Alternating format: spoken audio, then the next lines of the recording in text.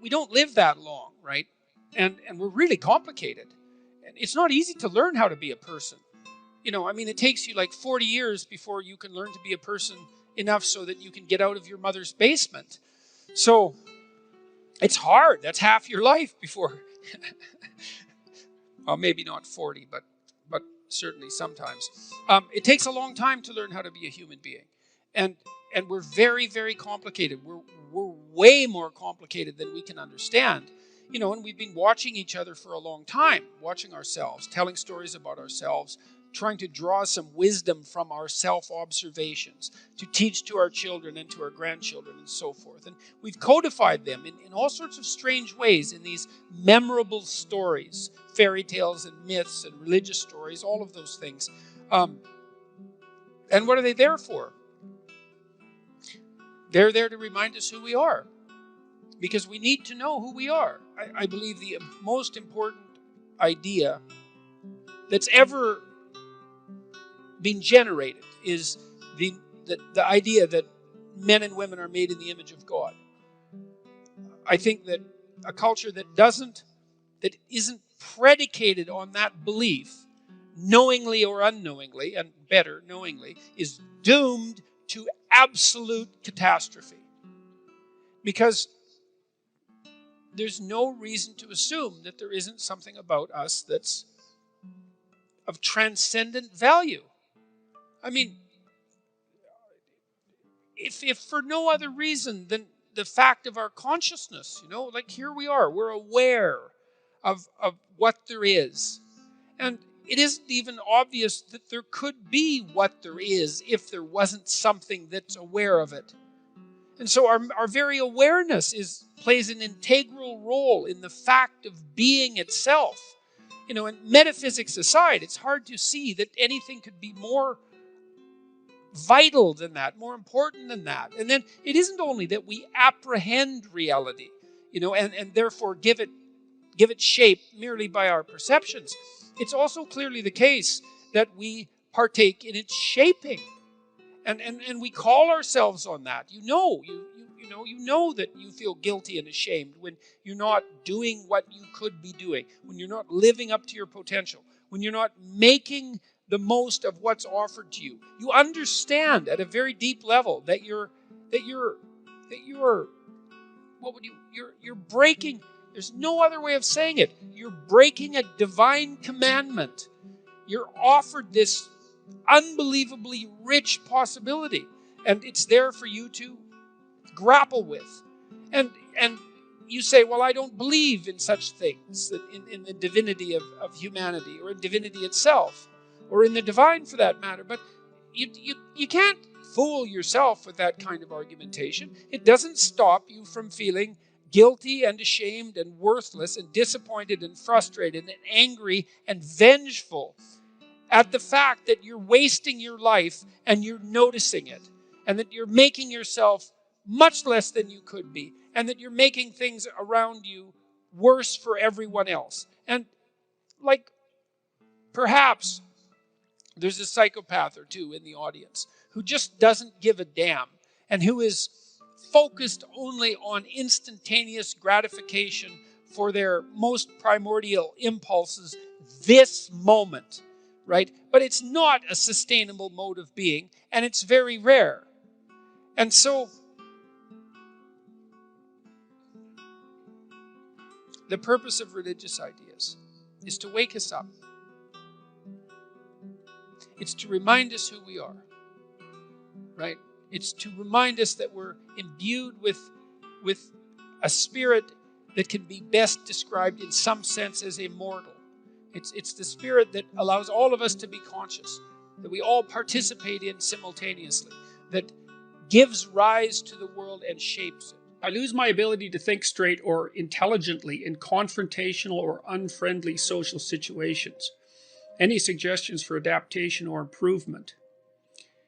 Well, a couple, I suppose. One is that when you get nervous in this kind of situation that you're describing, what often happens to people is they start paying attention to themselves. They get self-conscious. So, let's say I got self-conscious all of a sudden during this Q&A.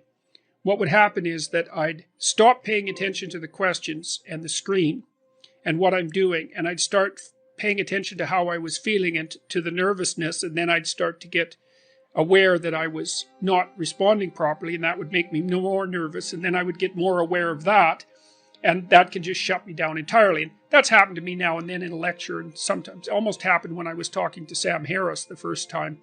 What you have to do in a situation like that is, it's not so much that you have to stop attending to yourself, because if you start thinking, I should stop attending to myself, then you'll just think about yourself more.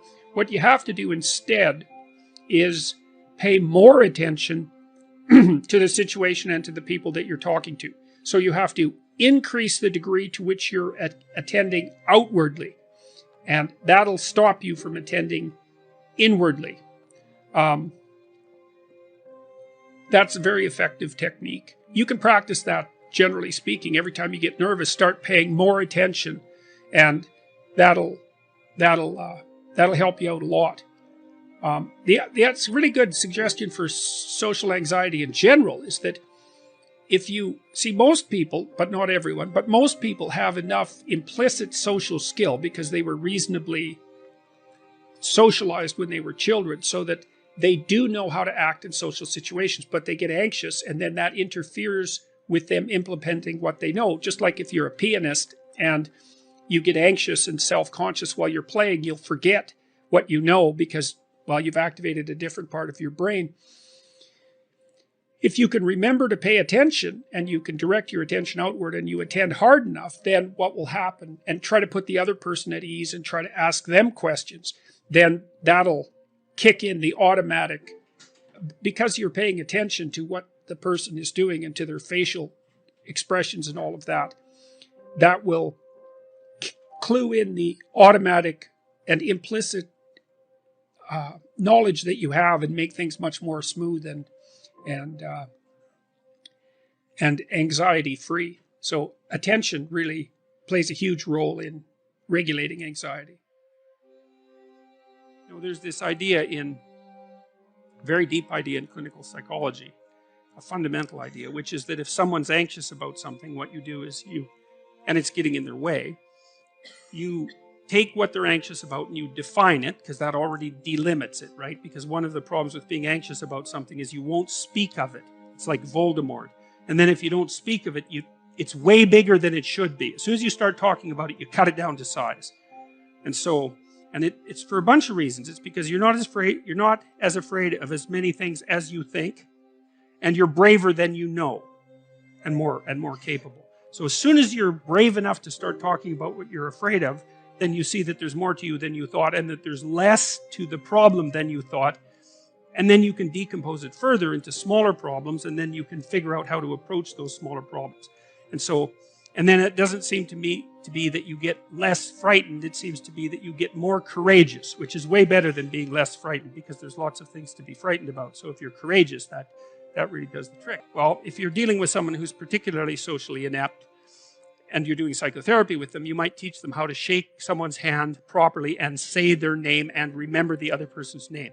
And so you just practice that with them so that they have the motoric routine down. So that form of knowledge is built right into your body. It's like, look at the person, put out your hand, shake it, not like a dead halibut, but, with a reasonable grip.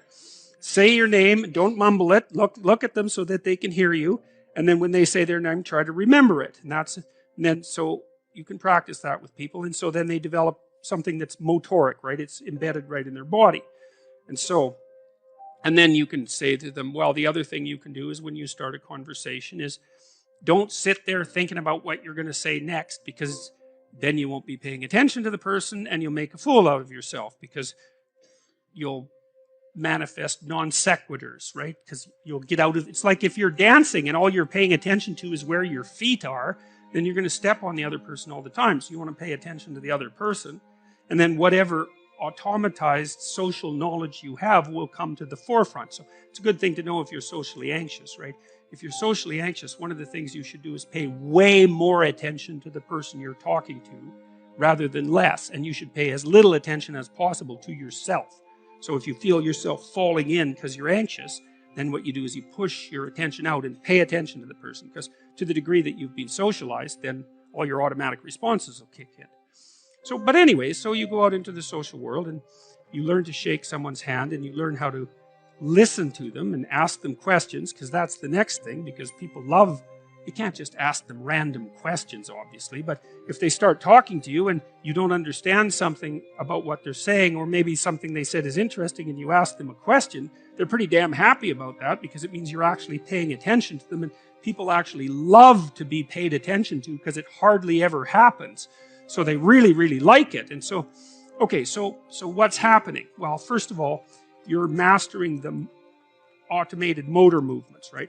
Where to point your eyes, where to put your hands, how to move your lips, like really embodied knowledge. It's a special kind of memory, and you're practicing that. So that's building new skills for you. And then by listening to the person and watching yourself interact, you're also generating new abstract information that enables you to conceptualize the world in a different way. So if you go out and talk to 10 different people or 50 different people, then you get to listen to what those 50 people said. You get to watch how they express themselves, and you gather a corpus of knowledge that changes the way you perceive, that broadens you as a social agent.